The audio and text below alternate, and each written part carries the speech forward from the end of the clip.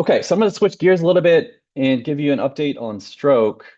Um, this is something that we've talked probably mostly just a little bit about in the collaborative-wide meetings in the past.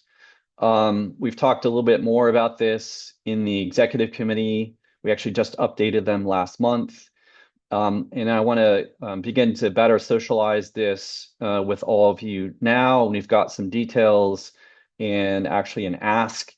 And this is one of these situations where we are kind of building the plane and trying to begin to fly the plane, at the same time. Um, we've been given some additional funds from Blue Cross to really build out an entirely new quality improvement program oriented around stroke. Some of it will make sense, focusing on the care that we deliver in the emergency department in standard kind of ways that we think about this, early identification, treatment, transfer of stroke patients.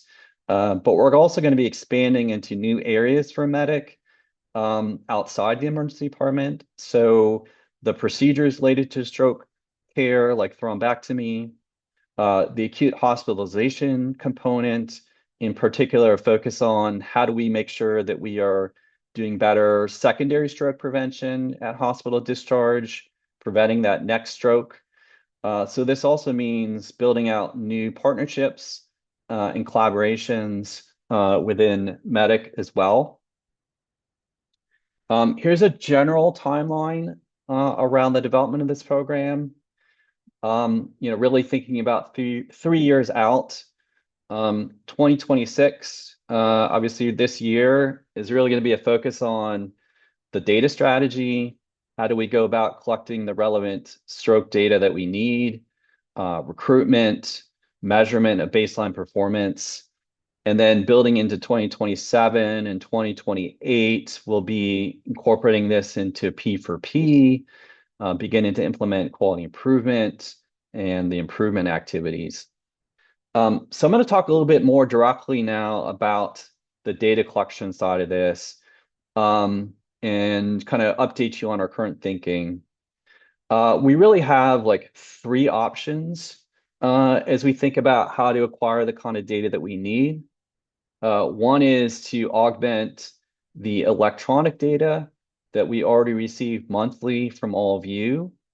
And I'll talk a little bit about how we're going to do that.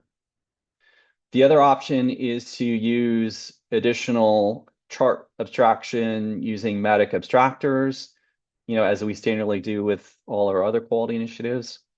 We actually don't think we'll need to do that, and I'll talk about why.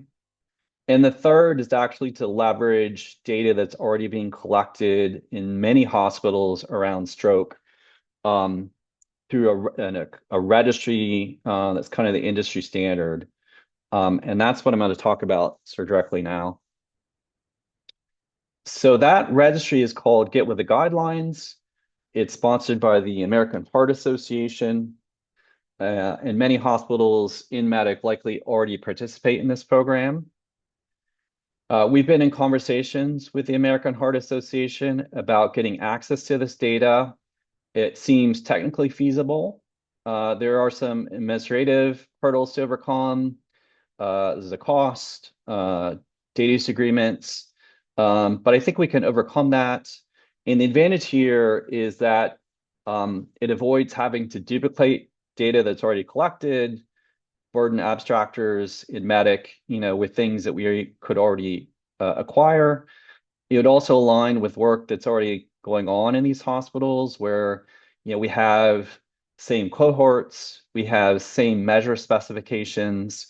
So there's a lot of advantages to make this work. And we think we're on a path to making this achievable.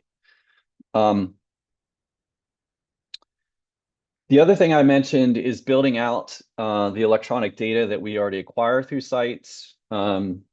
We go through an annual data dictionary review and update process. We did this in 2025, and we're going to embark in this expansion in 2026, really oriented around getting data fields relevant to stroke care electronically, which also means we don't have to then alternatively do a chart review process with abstraction.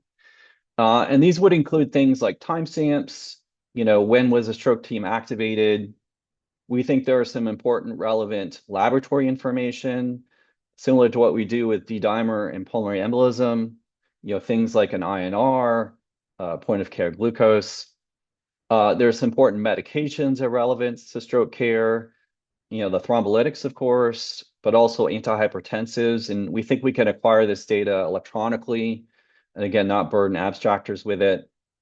And then similar to what we do with getting the text file for CTs for pulmonary embolism, we think there are advantages to doing this with brain imaging for stroke, and potentially also expanding with things relevant to our other quality initiatives. For example, chest X-ray results.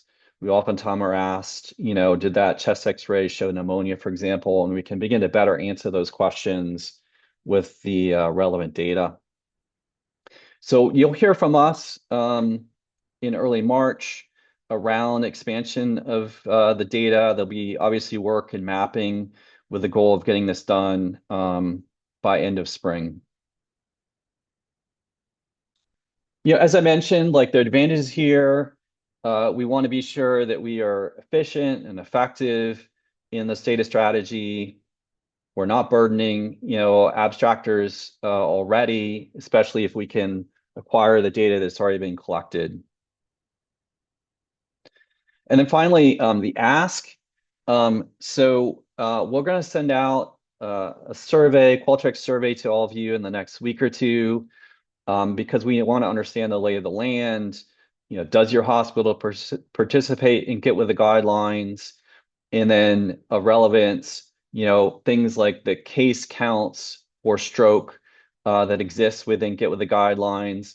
So we begin to understand the work because we think we can pay for some of that work through the Blue Cross funding model that pays for abstraction, what we call the FTE model.